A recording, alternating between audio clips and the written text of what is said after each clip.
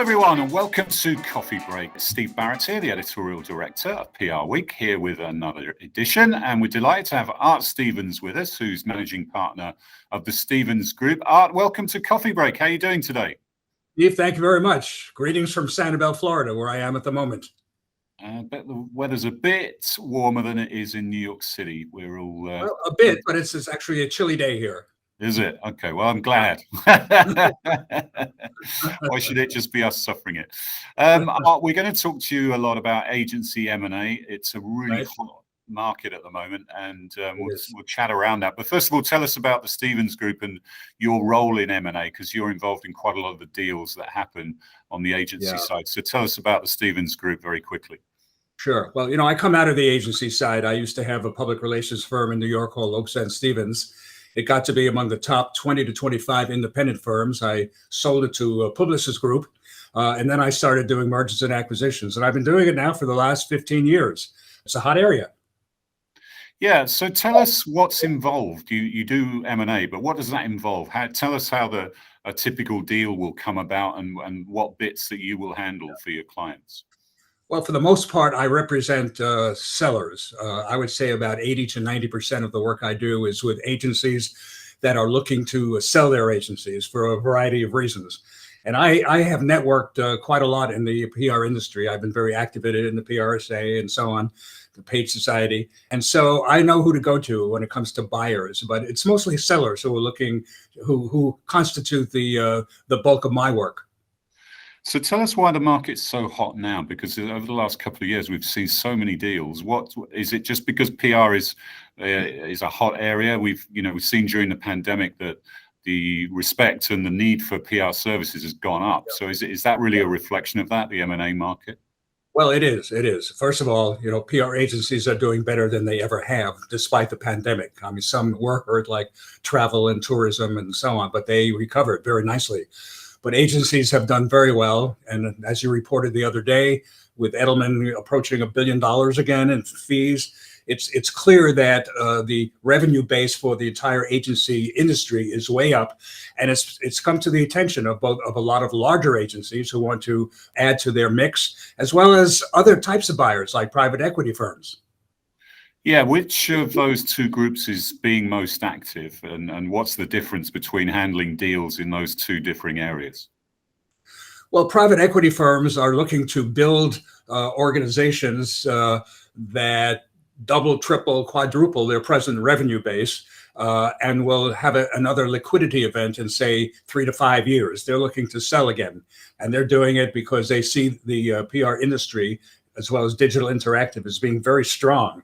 PR agencies are looking really to complement what they are presently doing. Some feel they're leaving money on the table by not having certain skills and niches that they think their clients could use.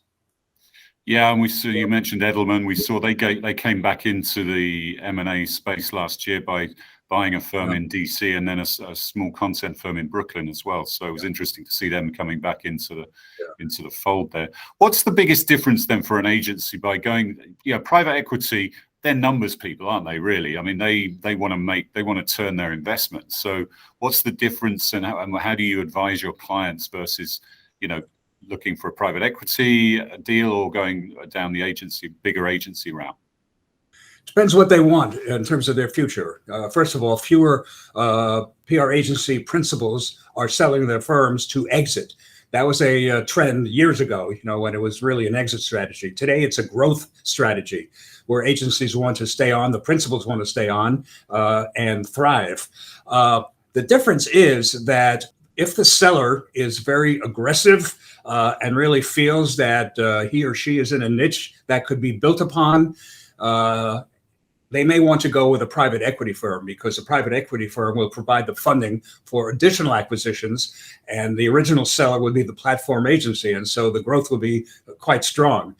That's the primary difference as far as agencies acquiring other PR agencies. Again, as I said, it's really a matter of growing that niche, because the acquiring agency is leaving money on the table.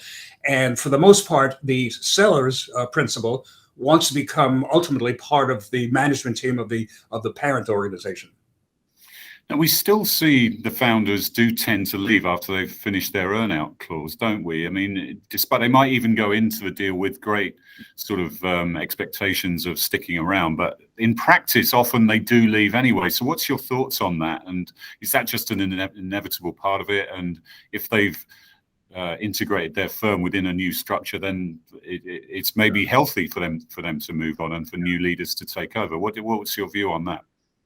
Well, my view is that it's really based on initial discussions between seller and buyer, which of course I help facilitate. That's one of my roles to determine what is in the seller's mind. Does that seller really want to stay on? Earnout periods can be anywhere from 3, 4 to 5 years. So some sellers will say, okay, I'll stay for the duration of the earnout period, and then I'll leave because I have a very strong number 2 person who can take this firm over when I'm gone. Other sellers will say, I want to stay around forever. I'm not looking to exit. I want to stay. So it really depends on the conversation that the seller and the buyer have to determine what the seller's goals are. They should be known well in advance by both parties so that the seller and the buyer can plan accordingly. Now, you've got certain agency groups that have been really aggressive in the M&A market. I'm thinking of Stagwell, I'm thinking of Finn Partners, Real Chemistry, and they've really grown a lot by taking on quite a few acquisitions. What's your observations on that, and what are the sort of potential upsides and the pitfalls of taking on a lot of acquisitions over a relatively small space of time?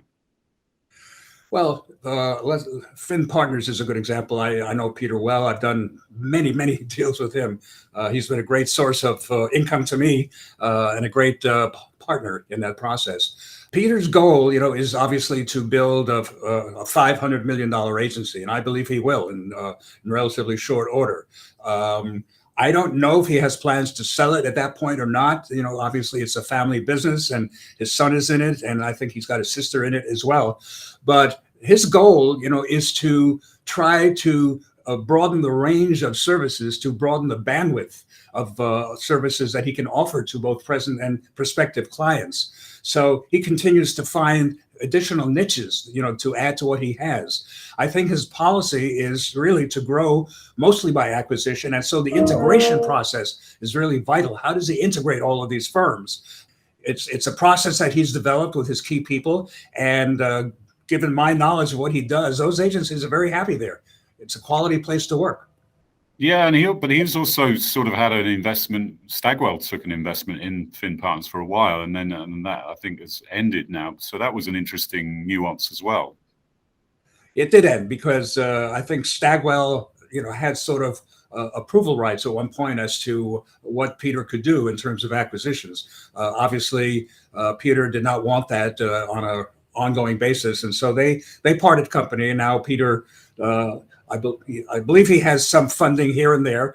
I think most of the big boys have funding here or there, obviously, as well as the PE firms. But that's another interesting phenomenon, the fact that, PR agencies that had never made acquisitions before are working with investment bankers and other private equity firms, to shore up the funding that they need to make acquisitions, because acquisitions are going to become even stronger as time goes by. And what about Real Chemistry? Because they've actually they've appointed a new CEO who kind of comes from that private equity world. So that was an interesting move. Maybe someone who really understands what the ownership structure there is looking for and looking to get the most out of a lot of acquisitions over the last 2 or 3 years. And incredible growth, both organically and acquisition-wise. That's a phenomenal situation, and probably a rare one indeed, because their goal was to reach 400 million, 500 million, which meant many, many acquisitions. And of course, they did have the support of a private equity firm who owned a great deal of equity, in the Real Chemistry. Jim Weiss, who, by the way, who of course started Real Chemistry when it was called W2O, he actually started his career in my public relations firm. He was an intern at my firm, and I got him into healthcare, and the rest is history. Wow. But the situation there, is that their game plan was to build a firm that they could sell. So when it reaches 500 million, which it probably will at any moment now, I suspect that they will sell it to either a private equity firm or an even larger public relations firm, if there is one. And what about the major holding companies like an Omnicom, Interpublic, Publicis, WPP? What's the difference in doing deals with those entities where obviously they're buying agencies of all types, not just public relations firms? They have specific criteria. They require, I think most of them require at least a minimum net fee revenue of 10 million. And an EBITDA of like 3 million. So that eliminates firms, and there are so many firms out there that do below 10 million in net fee revenues that are available for sale. But the holding company PR agencies will not touch them because they have a minimum level. And so that's one situation. The other situation is that the holding companies have so many public relations firms and ad agencies and other marketing services firms that a lot of sellers feel that they may be left out, by being part of a considerably larger organization than perhaps they would feel comfortable with. Okay, now, so from your experience, wide experience, give us a couple of tips for an agency that's looking to sell, and give us a couple of pitfalls. We've all seen deals go bad, and the fit just wasn't there, and it quickly became obvious. So give us a couple of must-dos and also pitfalls to watch out for. I think must-dos is, if you're going to sell your agency, you have to have a good idea as to why, what the rationale is, whether you want to grow with it, stay with it, leave, be part of a bigger organization, have that adrenaline shot that comes with doing something different in your life. But you be sure that you know the parameters of being acquired. And that is, that you have to have readable financial statements. There are a lot of smaller firms, that use outside bookkeepers and what have you, and their financial statements are really not accurate at all. So, the professionalism that you demonstrate as a seller is very important to a prospective buyer.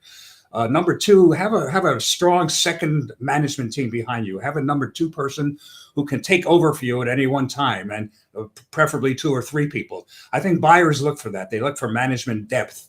The third thing is, don't overprice your firm. One of the first things I do is I try to get a reading from a seller who perhaps is not familiar with being acquired or what the financial parameters are. So if a $5 million firm, for example, the owner tells me that, he'd like $50 million for his firm, I say, well, come back in 10 years because you're not realistic. So be realistic. Now, as far as the other side of the equation, buyers obviously look for niches. They look for geography. They look for location. They look for add-ons that they could offer their clients. And so the two have to meld very nicely. The most important thing, by the way, is really the way the management teams of both the seller and the buyer get along. Quality of life is very vital, because if you find out during the course of being acquired that you don't like the people you're with, it's too late. It's a chemistry thing, yeah. What about, I've seen agencies that they got so consumed with trying to sell themselves that they kind of took their eye off the ball, and it took over the agency and was really, bad for them in terms of just day-to-day operations. How do you avoid that happening? It's a time-consuming process, and you have to realize that there will be many conversations, many documents being exchanged, many questions being asked, even to the extent that if you have skeletons in the closet, that has to be divulged.